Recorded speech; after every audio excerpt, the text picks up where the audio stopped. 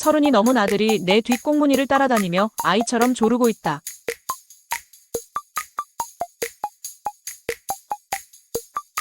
고양이 한 마리 키워보고 싶다고 한다.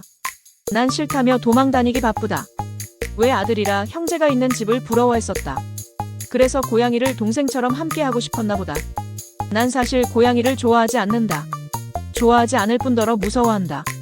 학창시절에 읽은 에드가 알렌 포우의 검은 고양이란 소설을 읽고부터 고양이가 무서웠다. 누가 싫어하는 짐승이 무엇냐고 한 번씩 물을 때면 거침없이 고양이라고 했다.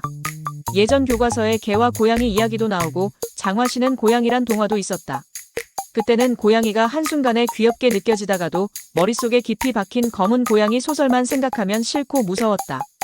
그래서 고양이를 키워보자는 아들의 속삭임은 늘 무시되기 일쑤였다. 고양이만 보면 예쁜 모습보다는 소설 속의 그 고양이의 번득이는 눈과 검은 털이 소스라치게 싫었다. 며칠 전 우리 카페에 있었던 이야기다. 야옹야옹. 우는 소리에 테라스를 바라보니 테라스의 엄마. 고양이가 새끼 고양이 3마리를 데리고 쪼르르 앉아서 밥 달라며 울고 있다. 우리 카페 옆 식당에서 고양이 좋아하는 종업원이 매번 먹다 남은 음식들을 챙겨서 주었다고 한다. 그래서 이곳에 오면 당연히 먹을거리가 있을 줄 알았는데 오늘 식당이 쉬는 날이다 보니 우리 카페 테라스에서 계속 울고 있다. 난 반려동물들을 키워본 적이 없다. 그래서 이들에서 무엇을 주어야 할지 순간 난감했다. 일단 새끼들이 배가 고픈 것 같아서 우유를 작은 그릇에 주었더니 금방 그릇이 비워졌다. 빈 그릇을 보니 무척이나 배가 고팠나 보다. 한번 그랬더니 매일 카페로 출근을 한다. 내가 오전 일정이 있어서 늦는 날에는 아예 문 앞에서 내가 오기까지 기다리고 있다. 보면서 귀엽기도 하고 그 풍경이 또한 아름답기까지 했다. 그래서 사람들이 반려동물을 키우나 보다. 요즘 반려동물로 개와 고양이를 키우는 사람들이 많아졌다. 언제는 애교쟁이이지만 언제는 손도 못 대게 하는 변덕스러운 성격도 있다고 한다. 간식을 주거나 예뻐해 주려다가 펀치를 한 방 맞을 때면 배신감도 들지만 그래도 좋단다. 요즘 고양이를 반려동물로 키우는 사람들이 많아졌다. SNS에 고양이를 키우는 모습들을 많이 본다. 고양이가 개그처럼 훅을 날릴 때는 나도 모르게 크게 소리내어 웃는다. 진짜 고양이의 모습인지 아니면 AI로 만든 모습인지는 모르겠다. 보고 또 보고 하면서 한참을 웃는다.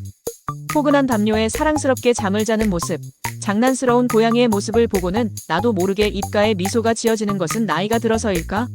아니면 검은 고양이에 대한 기억이 희석되어서일까? 그렇다고 고양이를 데려다 키울 생각은 없다. 아직도 아들은 고양이 한 마리 키우자고 노래를 부르지만 난 아직도 망설여진다. 장기간 출사를 가거나 여행을 갈 때 맡길 곳을 찾거나 자동 급식기와 CCTV로 감시하면서 마음이 편치 않는 애로도 있을 것 같다. 모든 사랑을 다 주다가 그들이 잘못되는 것을 겪은 사람들은 마음의 상처가 깊어. 이젠 다시는 동물에게 정을 주고 싶지 않는다 한다. 나도 그럴 것 같다. 그 특유의 눈맞춤 한 번에 무너지는 결심, 또다시 반려동물에게 헌신하는 삶을 살아가는 모습들을 보면서 난 이해하기 힘들었다. 반려동물 죽음은 많은 사람에게 가족을 잃는 것과 같은 깊은 상실감을 준다. 반려동물과 함께한 시간은 단순한 추억이 아니라 삶의 일부였기 때문이다. 임종을 지켜보는 것도 마지막을 함께하지 못한 것도 가슴이 아프다. 시간이 흐르면 눈물은 덜 흘릴지 몰라도 사소한 순간마다 떠오르는 기억 때문에 가슴이 먹먹해진다고 한다. 나는 이런 일련의 과정을 가슴으로 삼켜낼 자신이 없다. 깊은 슬픔에 가슴에 무너져 내릴 것 같아서 키우는 것을 망설인다. 어느 날 출근을 하니 엄마 고양이가 혼자서 테라스 앞에서 계속 울고 있다. 아기들은 어쩌고 혼자서 울고 있는지 이유가 궁금했다. 잠시 후 옆집 사장님이 오시더니 아무래도 새끼 고양이가 카페로 들어가서 어디 갇혀 있는 것 같다며 둘러보러 오셨다. 그래서 고양이가 혼자서 테라스서 앞에서 울고 있었나 보다. 난 순간 머리카락이 쭉 빗었다. 카페 구석구석을 뒤졌지만 보이질 않는다. 그래서 사장님이 잘못하셨나 하고 지나쳤는데 오후 시간에 장비를 하나 찾다가 저 구석에서 웅크리고 있는 새끼 고양이 한 마리를 발견하고는 소스라치게 놀랐다.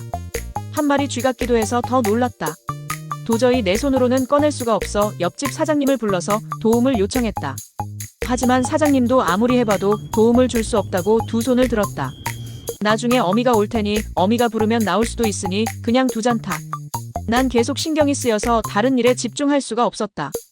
계속 마음이 쓰였지만 문을 잠그고 퇴근을 했다. 퇴근하면서도 찜찜한 마음은 어쩔 수 없었다. 그 탓에 밤새도록 고양이와 숨바꼭질하는 꿈을 꾸었다. 걱정이 되어 다음날 바쁜 걸음으로 출근을 하니 엄마 고양이가 문 앞에서 기다리고 있다.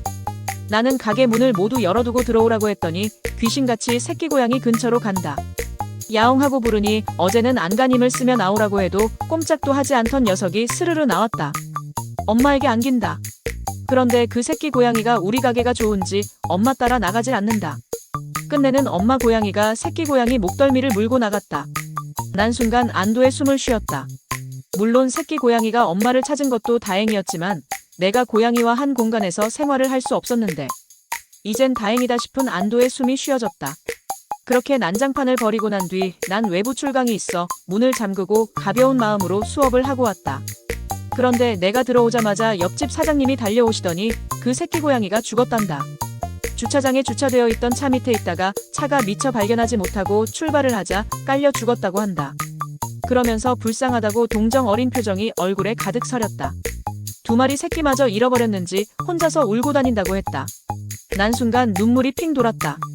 아이 셋을 다 잃어버린 엄마의 심정이 느껴졌기 때문이었다. 내가 차라리 우리 카페에 그냥 두었더라면 그 고양이 새끼가 살았을까? 무언가 내가 잘못했다는 생각마저 들자 가슴이 아팠다. 그 후로 어미 고양이는 아직도 새끼를 찾아 혼자서 어슬렁어슬렁 거리를 배회하고 있다. 한 번씩 카페 문 앞에 와서 울고 있는 모습에 측은한 마음이 한가득이다. 그래서 길고양이를 돌보는 아주머니께 사료를 얻어서 우유와 함께 테라스에 놔주었다. 그런데 잘 먹지도 않는다. 아기들을 잃은 슬픔 때문이었을까? 나도 계속 죄책감과 안쓰러움에 마음이 갈팡질팡이었다. 그 후 난 고양이에 대한 두려움은 조금 사라졌지만 그렇다고 좋아하지도 않는다. 또 키우고 싶은 생각은 더 없어졌다. 키울 때는 좋지만 만약에 죽는 모습을 봐야 한다면 깊은 슬픔에 헤어나올 자신이 없어졌다. 반려동물을 사랑하지 않는다고 해서 반드시 심성이 나쁘다고 볼 수는 없다. 사람마다 가치관, 환경, 경험이 다르기 때문에 반려동물에 대한 애정의 정도도 다양하다.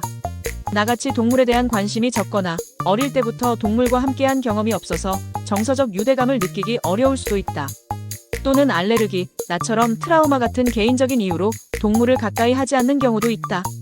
중요한 건 반려동물을 사랑하는지 여부보다 생명에 대한 존중과 배려를 가지고 있는가 하는 점이 아닐까?